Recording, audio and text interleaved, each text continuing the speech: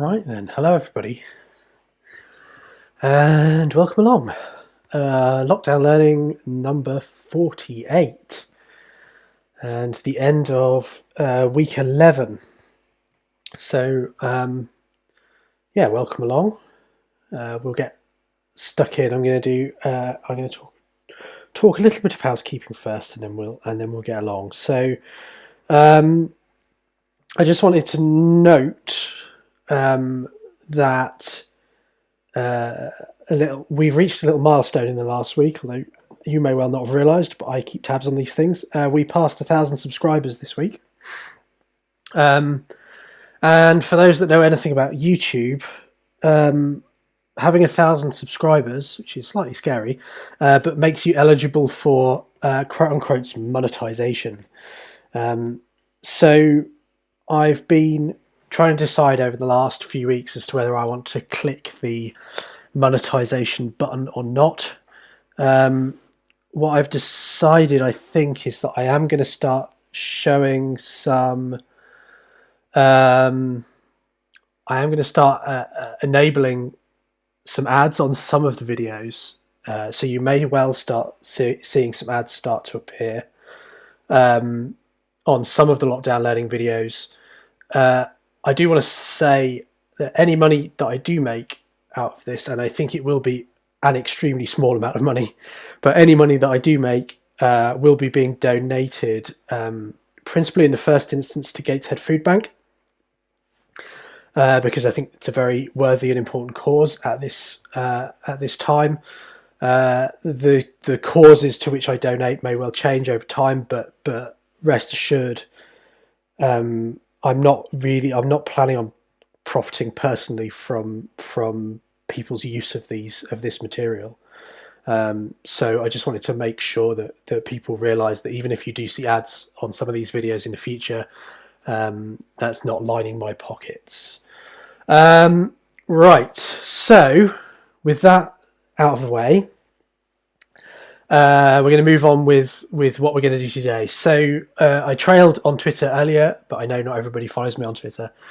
Today we're going to be looking at using our alignments, the alignments that we've got of our reads to our bacterial genome, to call some variants between our aligned reads and the reference genome, the K12, E. coli K12 reference genome. So variant calling is one of the things which lots of people have requested. It's a very popular use for DNA sequencing, particularly, I have to say, resequencing of human genomes and exomes, but it also needs to be done in diverse organisms as well. So here we're looking obviously at bacterial variant calling.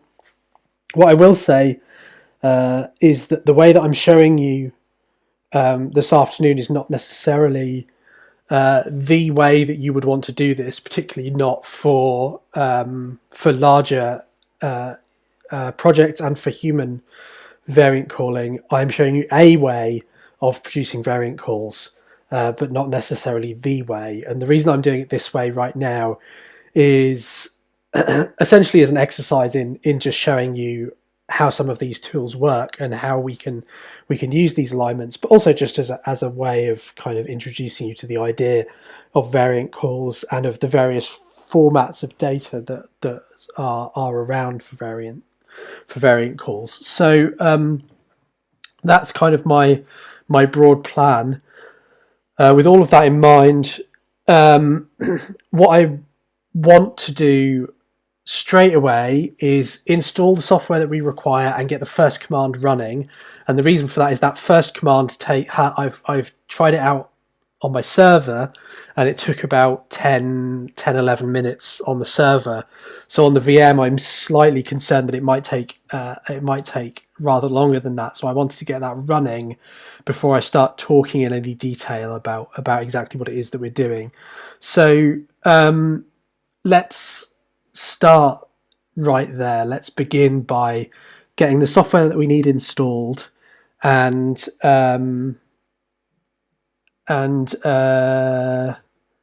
then getting that first stage of the process running. So this is, we've got a few stages to run here, and they're all using one piece of software which is related to SAMTools. So we've introduced SAMTools to a certain extent, and SAMTools is one of the very earliest pieces of software that was used for systematically calling variants in DNA sequencing data. And since the old days, this used to be done with SAMTools, and all of this grows out of SAMTools, and this is the variant calling we're doing this afternoon is essentially the SAMTools pipeline. But a few years ago, they split out the variant calling functionality from SAMTools into a separate piece of software which is linked to it and forms part of what's called HTS-lib, or high throughput sequencing library, and that is BCFTools. So BCFTools is the software that we're going to be using to do the variant calling. So before we even start, we need to install BCFTools. So I need to activate my correct conda environment. So I'm going to do conda activate alignment. Let's see if in that environment BCFTools may have been installed as part of with SAMTools, because it's part of HTS-lib, but it doesn't look like it. So BCF is not auto-completing to anything. So in that case, we're going to do conda install BCFTools to get that software installed for us in our conda alignment environment. So this, again, as with all these conda commands, it takes a couple of minutes, but it shouldn't take a huge amount of time. And this will get us the current version of BCFTools installed, which is the package that we will be using for all of the commands this afternoon. We'll also write a little script as we go, I think, as well, to save these commands, so that we can come back to that later. I can put it on GitHub.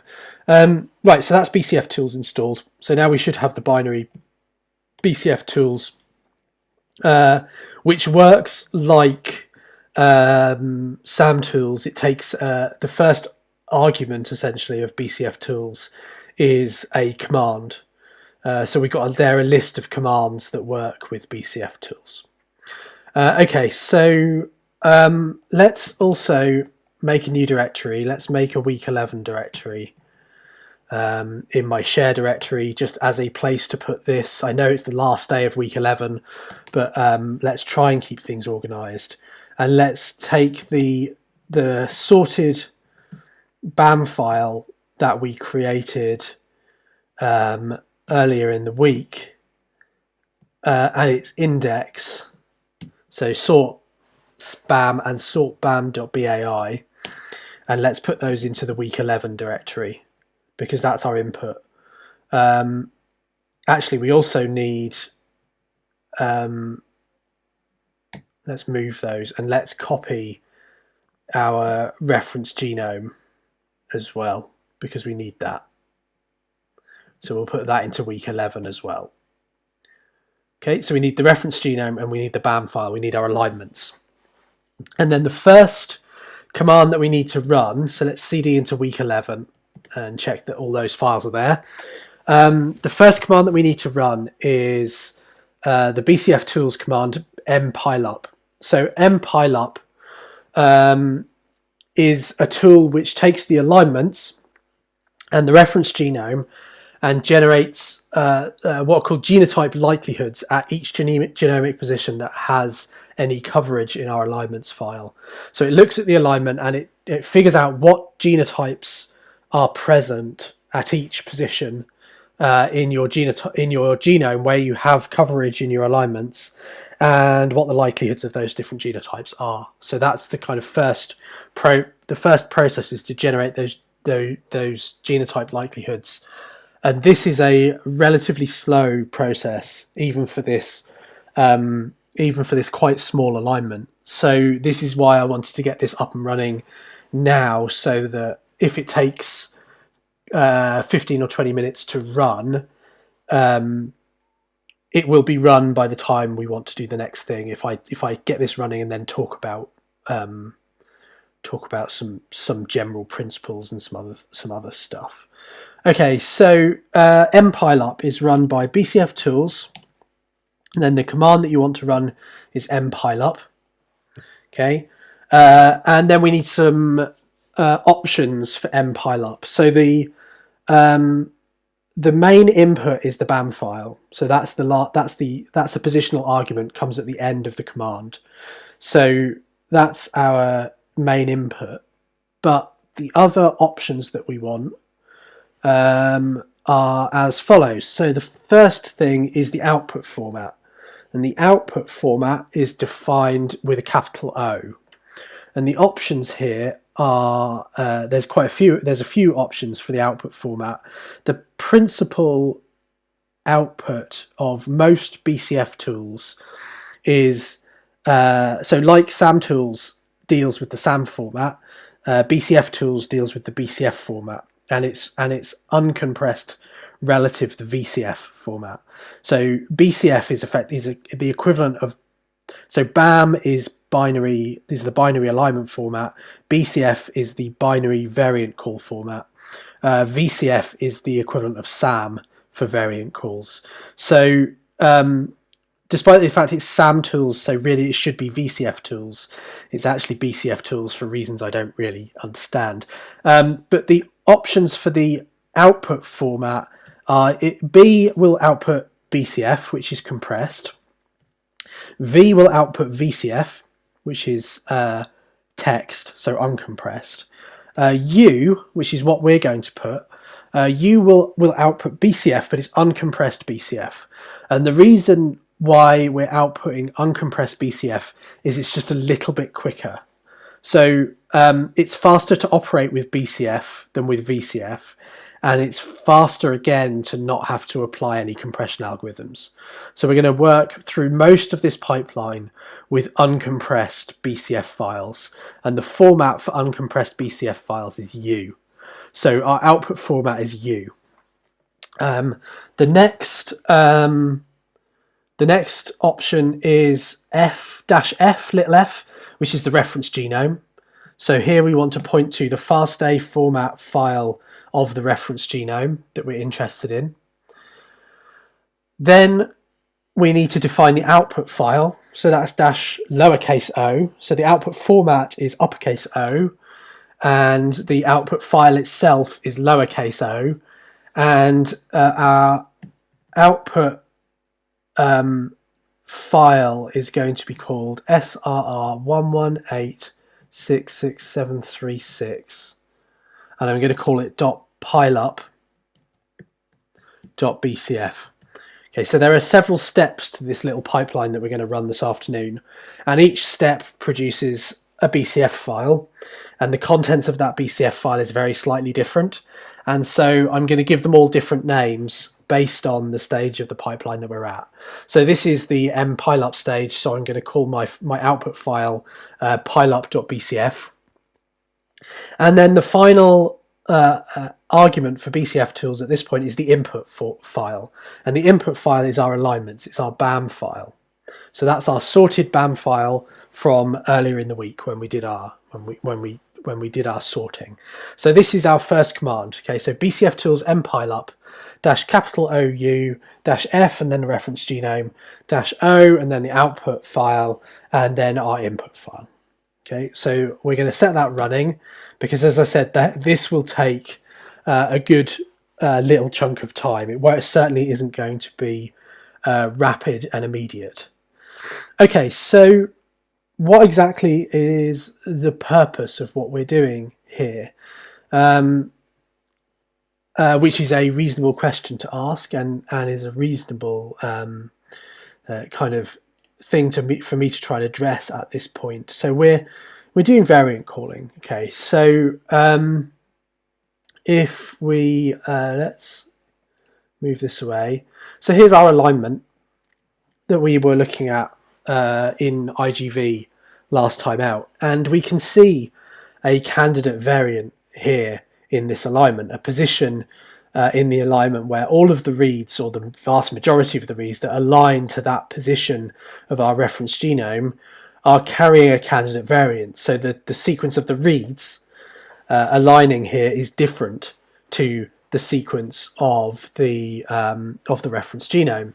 So this here is a candidate variant, and what we want to do in a variant calling process is kind of formalize and refine this. So look for positions in our alignment where we see variation from the reference genome, and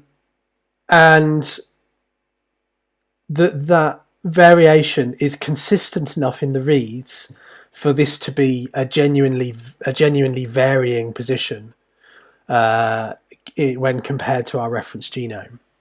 So just to draw this out a little bit, so I'm going to jump to my whiteboard at this point, and I will say a feature that many of you have missed. Jacob's picture of the day makes a welcome return today. So Jacob has been being set a lot more schoolwork this week. So his primary school have been a little bit more on it since half term, and they're setting him a lot more schoolwork. One of his tasks this week was to talk about his favourite fruit, because that's the kind of thing that primary schools do, right? So Jacob's favourite fruit, he is very clear about this, is a pineapple, and he drew what I think is a very fetching picture of a pineapple. So I just wanted to share that with you, and it gives me an opportunity to make a return for Jacob's picture of the day, which we always, I know lots of people always enjoy. So there is Jacob's pineapple, which is now proudly on display in my home office because I think it's a really good picture. So yeah, just wanted to share that with you all. I know Jacob always likes the feedback as well, so any nice comments for Jacob, always welcomed. Right, okay, so I'll stop talking about his picture now, and we'll start talking about variant calling, which is what we're meant to be here for.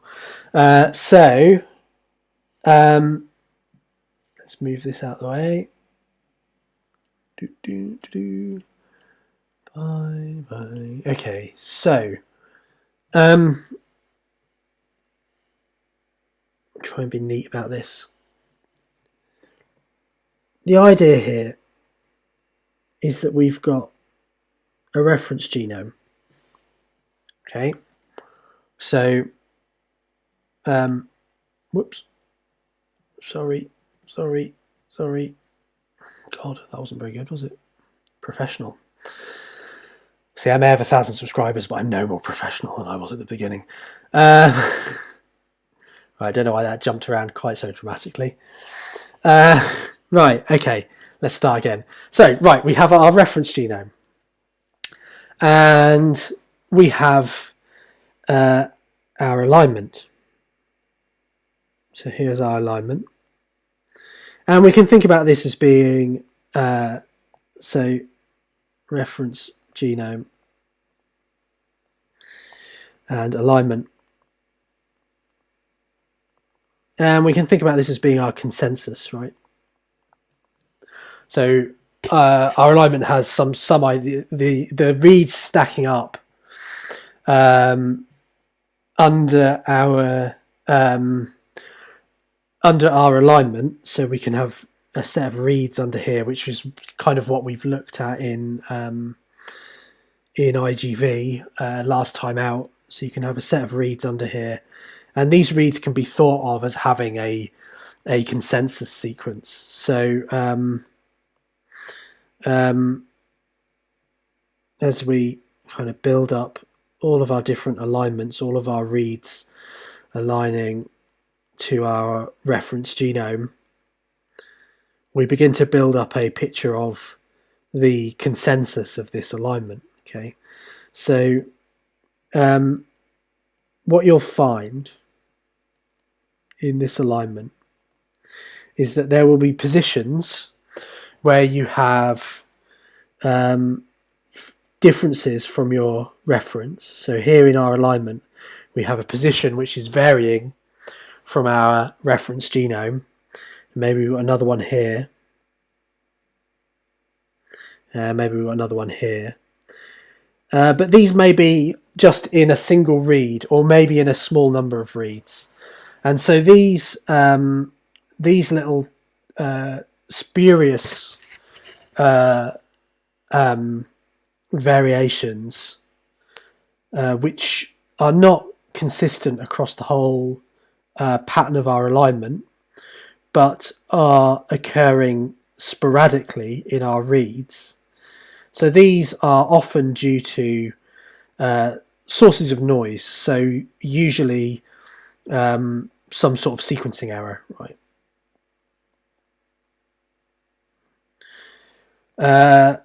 Or it may be that you find a particular position where you have the variant in some reads but not all, so maybe a couple of reads out of a tower of many. And this kind of thing could still be an artifact. So it could say, for instance, be introduced by PCR, for example.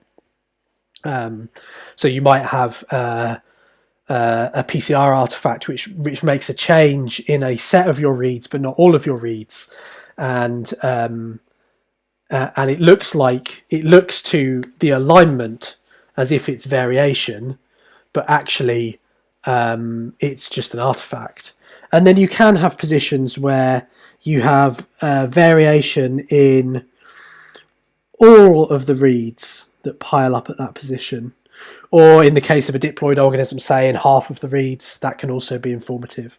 And so this kind of position is much more, this is probably genuinely a single nucleotide variant in your alignment. And so the goal of the variant calling is to identify these positions, so these variant positions in your alignment, which are genuine single nucleotide variants, or maybe small indels as well. So our BCFTools pipeline that we're running is capable of identifying very small indels as well as single nucleotide variants. And so this is kind of the purpose of the exercise that we're undertaking here, is to separate out these genuine single nucleotide variants from all of the other kind of noise that you find in your alignment, all of the positions which look like they might be variants but actually are probably due to experimental artifacts like sequencing error or PCR changes introduced by PCR. And so that's the purpose of this pipeline that we're running here. So we're running our BCFTools pipeline today, and it's a 4-step process that we're running. So we're starting with mpileup, which we've got running now because we don't want to have to wait ages for that to run after I've already done this, what amounts to an introduction. After we've generated the mpileup, which is, as I said before, the genotype likelihoods at each genomic position, the second part of this pipeline generates the actual variant calls.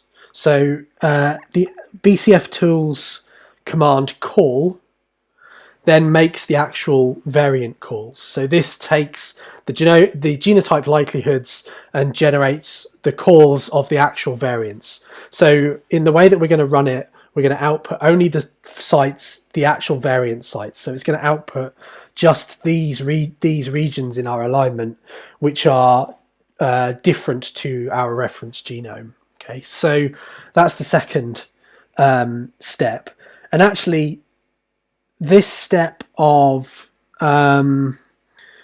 calling variants, depending on how strict you want to be about your criteria for what a variant is actually relatively straightforward. And as we'll see when we run it, when we run the call step with BCFTools, is relatively rapid compared to the generation of the genotype likelihoods. But it's what you can't guarantee at the end of this is that the things that are called at that step are genuinely the things that are variants. It will be the call step is very, very willing to make variant calls. So it will call lots of different things, lots and lots of things variants. And the real art of variant calling is in how you then clean those variant calls up to try to get rid of the false positive calls and enrich for true positives in your call set. So that's the other two processes that we're going to do. We're going to do a third step using BCFTools called norm, which specifically tidies up the INDELs, the small INDEL calls in your BCFTools output, left aligns them and tidies them up and cleans them up. And then the final thing that we're going to do is filter. And the filtering that we're going to do today is what's usually called hard filtering. So we will set some thresholds which we don't want to fall below, and we will filter our variant calls on the basis of those thresholds. And that's a relatively crude instrument and it's not very sophisticated and is not necessarily the best way of cleaning up your variant calls. And so it's at that stage, that filter stage, where you could really improve any variant calling pipeline. And you can really get more sophisticated about the filtering than we're going to this afternoon. And other more sophisticated variant calling pipelines, this is where a lot of the improvement comes, is in the filtering step, is in deciding what your true positive variants are and what your false positives are. And there's lots of things that feed into the quality of this pipeline, particularly with regards to bacterial variant calling, because BCFTools actually makes an assumption of diploidy, which lots of variant callers do actually. And obviously bacteria, and certainly E. coli, is not a diploid organism. So one of the filters that we're going to be applying is for haploid calls only. So we're not interested in heterozygous calls, because we're assuming that we've got a homogeneous population of clonal bacteria, and that therefore heterozygous variant calls are due to some kind of noise in the system rather than being real variant calls. But clearly the purity of your clonal population of bacteria in your original sequencing experiment really does matter for the quality of these calls. Also with bacteria, we don't always have the genomic tools available to us that we have for, say, human variant calling. So for humans, we have kind of gold standard true positive sets of variants that we can use to really improve the robustness of our variant calling. We don't necessarily always have those tools with bacteria. Obviously, E. coli, we're probably in a better position than we are with lots of other bacteria, but we don't have the genomic resources necessarily that we have for human variant calling. And so that's part of the reason why we can't go into like a hugely detailed pipeline today, because we're doing this in bacteria, and this is so it's a less than ideal case, perhaps, in some ways. Okay, so I've done quite a lot of waffling, and I'm just having a look. mpileup still hasn't finished, which I guess is not massively a surprise to me, but I am going to still have to keep talking. So somebody's asking about alternative splicing. So alternative splicing isn't really relevant at this point, because we're not dealing with data that's product of transcription. and also bacteria. It's bacterial data, and bacteria don't really indulge in alternative splicing. It was relevant with our RNA-Seq example from earlier on in lockdown learning, and with with Salmon, the tool that we used for our RNA-Seq quantification, you absolutely can detect alternative splicing, although we didn't analyse the data in a way that looked at that. But the only splicing that you can really examine with Salmon is what I would call canonical splicing. So that is the splice isoforms that are documented in the reference database that we used. So in the case of that experiment, that was GenCode.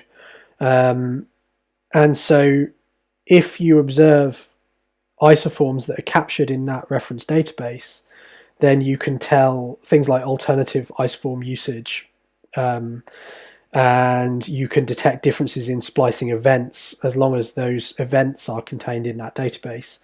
If you want to look in any more detail than that, so if you want to look for novel splicing events, for instance, then you would have to use a very different pipeline to the pipeline that we used when we were looking at RNA-Seq data. And maybe that can be something for a future for a future topic of these videos, but I haven't got round to covering that sort of thing yet.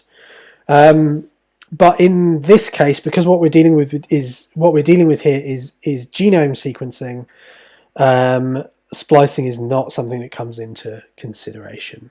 So as I've been talking there, desperately filling time, mpileup has now finished. So let me bring my terminal back up for you, and you can see that I've got my command prompt back, and that's because my mpileup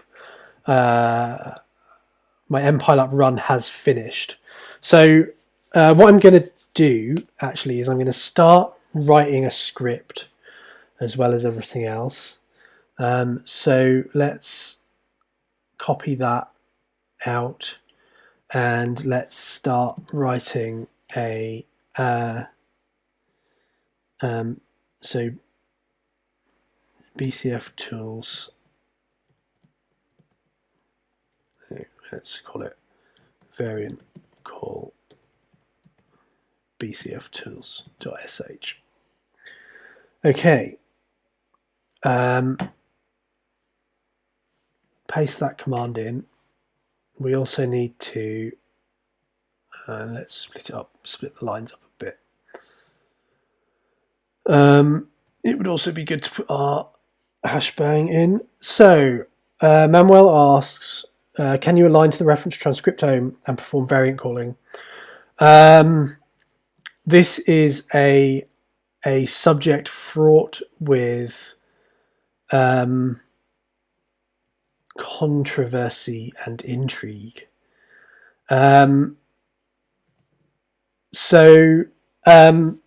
What you're essentially asking is, can you use RNA-Seq data to look for variants? The short answer is no. The longer answer is sort of, if you do it with very great care. So variant calling in RNA-Seq data is extremely fraught with false positive observations for lots of reasons. So the source of your sequencing data in the case of an RNA-Seq experiment is obviously RNA, not DNA. The process of transcription itself is more error prone than the process of DNA replication. So your transcripts, so your RNA is more likely to have errors in it in terms of the sequence information than your DNA sequencing data, where you don't have that extra process of copying of converting your DNA to RNA. We also have to bear in mind that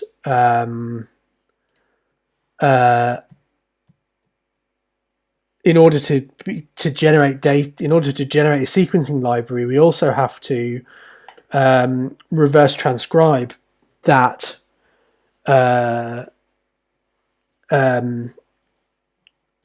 RNA. We have to take the mRNA that we want to sequence and we have to convert it into cDNA. So that process of reverse transcription is again an error-prone process,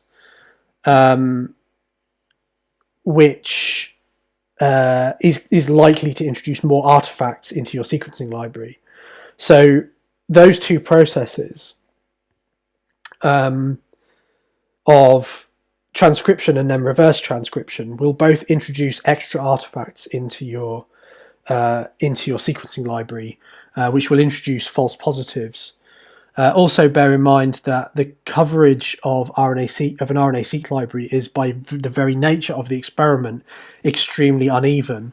So you can only detect variants in genes which are actually transcribed, and transcribed at a level at which you get sufficient reads to actually detect those that variation. And there's lots of other things besides. There's a lot of complications involved in calling variants in RNA-Seq data. That means that by no means would I ever recommend it as something to do. But that doesn't mean that it's technically impossible to do. It certainly is. It is something which you can do. It is just not something I would necessarily recommend. So that was a lengthy diversion. Sorry, it's one of those topics that I can talk about at length when required. It's a question people often seem to ask. It's not unreasonable that you might want to do that. I'm always skeptical of trying to get an experiment for free out of an experiment which is actually designed for an entirely separate purpose. In which case I'll stop talking about that. So our process here. So we've done mpileup now, and the next step is call. Okay, so that's the second process in our BCFTools pipeline. So BCFTools call is the next step. The input for BCFTools call. So the input is the output from the previous step. So that is our, it's srr.pileup.bcf. That's our input file for this stage. We do need some options though. So between call and the input file, I need to put some options. So our options in this case are -m. This option tells BCFTools to use the default calling method. The alternative to this is to use the old consensus calling method, which was the version that was used in SAMtools. You can define that by using -c, but it's a bit more old school. -v tells BCFTools here to only output the variant sites. So we're not interested now in positions where there is no variation from the reference genome. Those sites are not interesting to us at this point, so we don't want to output those. So just -v means that we will only output the variant sites at this point. We want our output format to still be uncompressed BCF. So our output format stays the same. So -OU, -OU, and then we want our output file, which is going to be, in this time, is going to be srr 118.66736.call.bcf. Okay, so this is the second file. It's still a BCF file, but this time we're going to call it call.bcf to distinguish it from pileup.bcf from the previous step. This step should be relatively rapid compared to the previous step. So we'll run that. It warns you at this point, and this is where you know that at this point BCFTools is assuming diploidy of the organism that we're calling variants for. Now clearly for bacteria that isn't the case. Changing this assumption is possible, but it involves a lot of work, which is why I haven't done it. So I'm going to be removing any heterozygous calls in the filtering step. but I'm not changing the diploid assumption of BCFTools at this point. You could argue that's probably not the right thing to do, and I would completely understand that argument. So that's our calls made. And at this point, it might be worth just taking a quick look at these output files, although these are all really these intermediate output files. But nevertheless, we can take a quick look, and it allows me to just tell you about BCFTools view, which is very similar to the equivalent SAMTools tool. So although these files are uncompressed that we're producing here, they are still in a binary format. So the BCF format is binary. And so in order to look at them, we can't just use less or those text tools. We have to use a tool which understands that binary format, and BCFTools is that software. So BCFTools view is the way that we would look at these files. So if we just have a look at the call file, and we'll pass this into less, because otherwise it's just going to splurge to standard output. So we'll capture it in our pager, and this then is the output from the calls. This is a VCF file. So VCF, or variant call format, is one of those standard formats. We've encountered several of these standard formats now in our lockdown learning. So we've encountered the FastA format, the FastQ format for storing sequence data, and obviously we talked recently extensively about the SAM format and its binary equivalent. This is the VCF format. So VCF is another one of those extremely well trodden file formats. VCF has a fairly extensive header. So this is the header here with the double hash symbol at the beginning of the lines, which tells you all about the data that's contained in here. So this actually describes, the header is describing a lot of the data that you'll see in the actual entries of the VCF file. So it's worth spending some time taking a look at the header if you really want to know what the data means. Then here is the VCF entries themselves from this line here onwards. So this is one line, and you've got a header telling you what the different fields are. So for chromosome, position, so where on the chromosome your particular call is made. You've got an ID, which I think universally here is going to be dot, because we're not pulling IDs in for already known variants from some database. So in a human calling experiment, you might end up with RSIDs here from DBSNP, but here we're not worrying about that. Ref, so that's the reference allele. So that is the base at this position 4 in the reference genome. Alt, so that's the alternative allele. This here clearly is an insertion. So our alternative allele is much longer than our reference allele. So this is an insertion. The second one down is an SNV. So we've got a C in the reference genome and a T in our alignment. And then you've got a quality score. You've got whether this is filtered or not. So again, all of those will be dot at this point because we've not applied any filters. An info field telling you about some information about this variant. And then finally, you've got a format which describes the format of the per sample genotype information here at the end. So GT here is the genotype. So 1-1 means that it's homozygous alternative. So this is a homozygous alternative.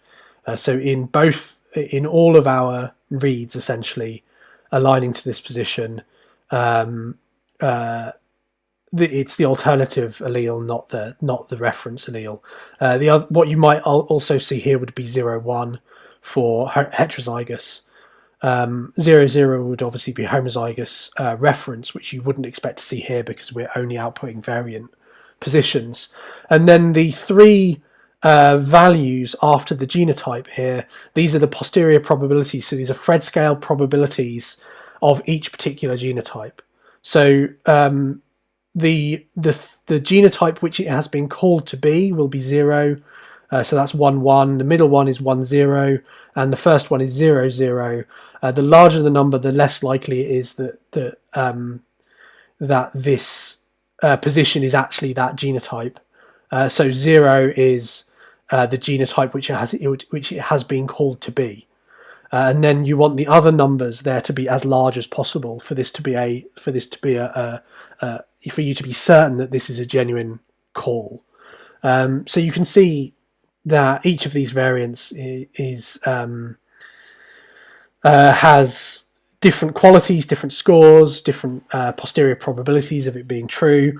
Those things are related to the depth at this position. So you can see this first variant actually only has a depth of 1. So only one read is aligned here. And there's various other bits of information encoded in the info field there. And so those things, the kind of mapping quality, the number of reads that have mapped, how many of them contain the alternative allele, how many contain the reference allele, and so forth, is what feeds into those probabilities of this being a true variant. Okay, so this is our VCF file, and the things that we apply from now on just transform this file. So we've got 2 more steps. We've got a step to tidy up the alignment of the INDELs. That's the norm step, which is next, and then the final step is the filter step, and that's where we try and improve how many variants we have. Just so you know how many calls have been made at this point, because that's worth doing. If we view this file, so we get it out as text, and then we want to grep for all of the lines which don't start with a hash. Okay, so if a line starts with a hash, I just need a hash character, then it's a comment, so it's part of the header. If it doesn't start with a hash, then it's it's a variant. So we've got one variant per line. So if we grep for all of the lines which don't start with a hash, so that's what the -v does with grep, and then we count the number of lines, wc-l, then this will tell us how many variants we have called in this 4.5 million base pair genome. Okay, so there you go. That's our raw variant calls. We have nearly 24,000 variants. So those are SNVs and small INDELs. So now we're going to tidy these up. So the first step in tidying up, actually, I'm just going to put the BCFTools call into my script. So let's go back to variant call BCFTools, and on this line we will paste in the call line. Okay, then we want to do BCFTools, so BCFTools norm is the next step. And again, the input for this is our call file. So this the BCF file that we created in the last step is the input for norm, and then we have some options. So the options are, again, the output format. We want to stick with uncompressed BCF just to keep everything flowing nicely. We again need to give this the reference genome because it's tidying up the alignments of the INDELs. We want to tell it which positions to consider, so all of them in this case, and we want an output file, so -o, and this time it's going to be srr.norm.bcf. Okay, so that's our output file. So that's our call to BCFTools norm.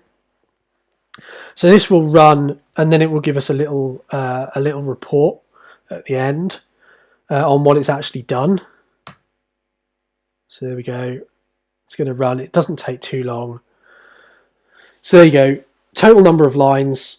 Well, we knew that because we just counted them. So 23,980.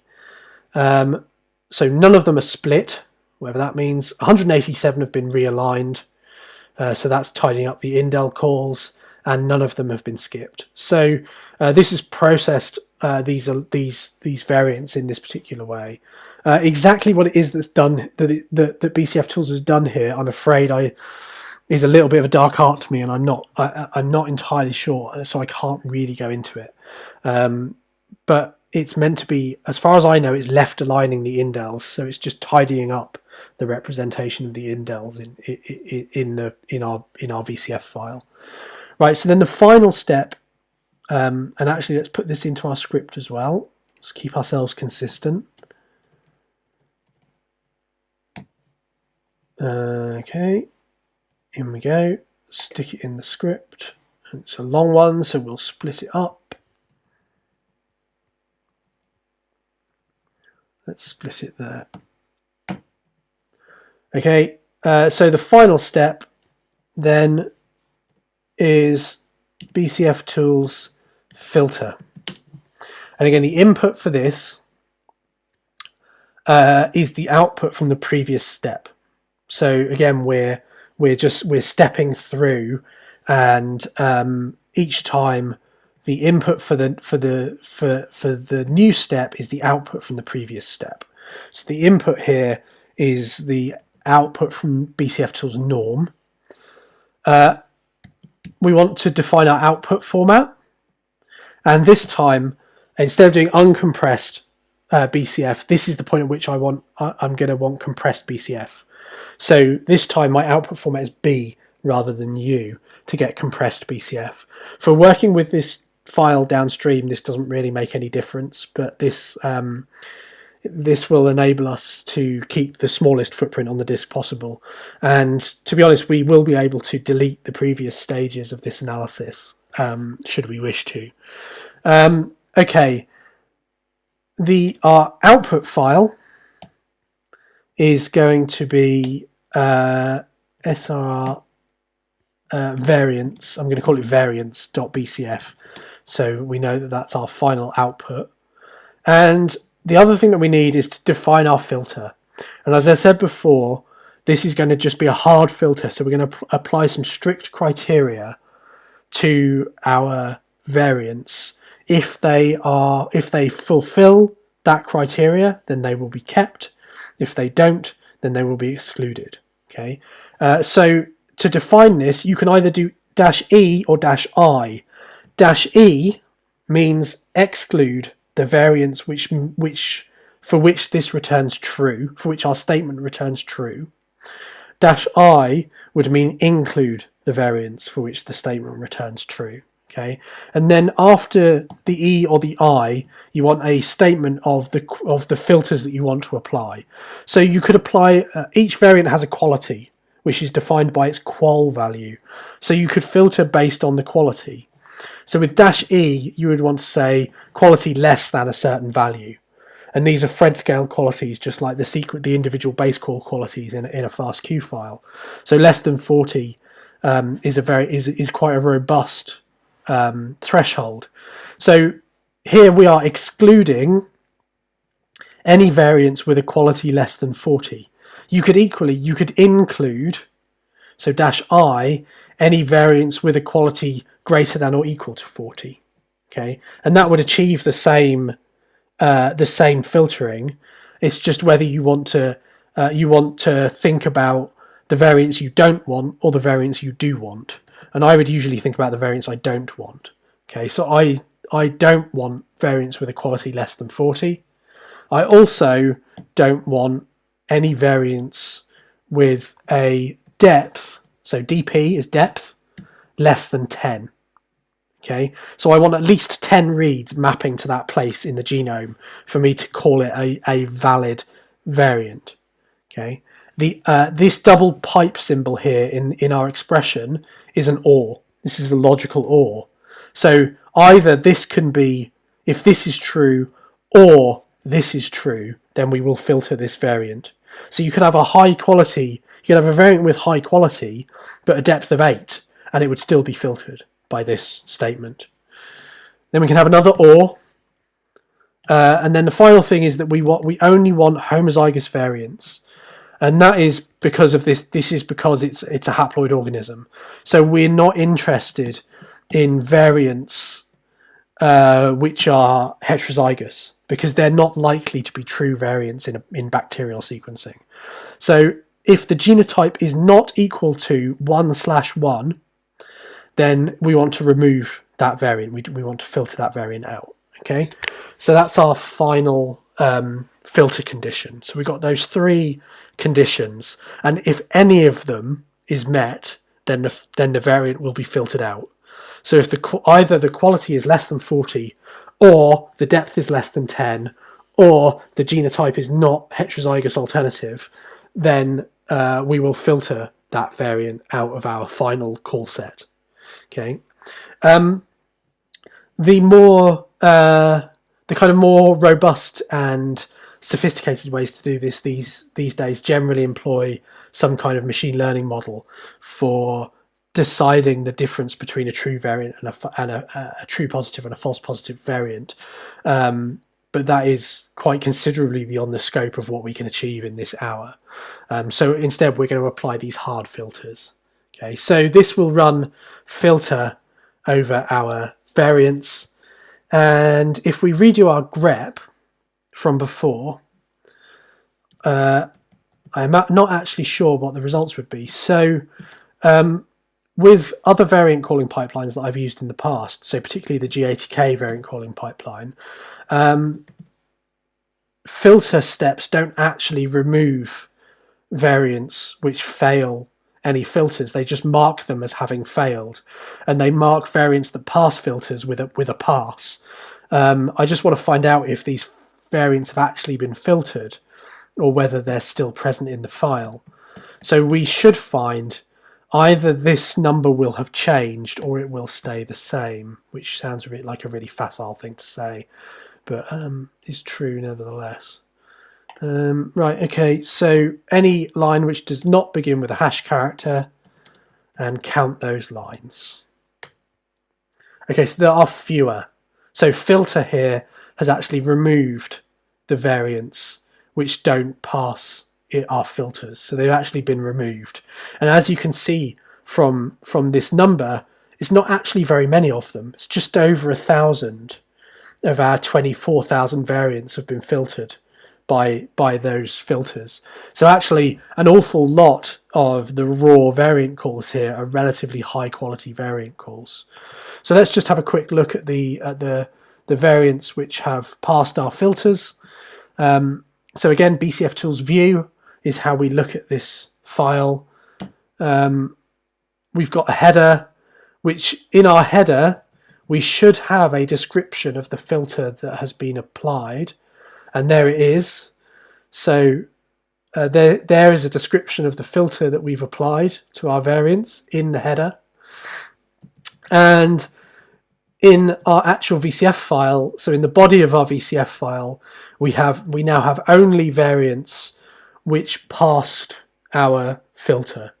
So only pass filter variants are retained. Okay, so here you can see the first variant is at position 58 on our chromosome. It's a change from a G to a C. So that insertion that we were looking at in the call file has been filtered out because the depth of that variant was only 1. The depth of this first variant is 17. So there are sufficient supporting reads. The quality of it is high enough. So the quality is this is the column after the alternative allele. So the quality is 154. So the quality is high enough, and its genotype is 1/1. So it's a homozygous variant, which is the ones we wanted to keep. So that's a retained variant, and you can see the reasons why that variant has been retained. Okay, and that essentially brings us to the end of what we were trying to do today. The one last thing that I want to do then is 2 things. I'm going to use BCFTools index to make an index of our final BCF file. And the reason that I'm going to do that is I want to load that BCF file into IGV, just to show you it's one of the supported formats for IGV. So we can load our BCF file in to IGV as well. So let's go into week 11, and we want to load in our variants file, which you can see has an index. This .csi file is the index, and we load that in. Oh, it's going to fail on the BCF magic info. Okay, that failed. So my final flourish is not going to work at this point. So I'm just going to step away from this, and I'll come back to that next time out and make sure that I can show you the BCF file in IGV, because for some reason that's not working. So I'll check that out and make sure that we can do that next time. Okay. So ending with a whimper rather than a bang. Sorry about that, but I'm sure you're all used to that by now. Okay, so with that, I will sign off. And that's the end of week 11. So come back next week for week 12. Another 3 sessions next week. I'll see you all then. Keep safe, stay well, and see you next week.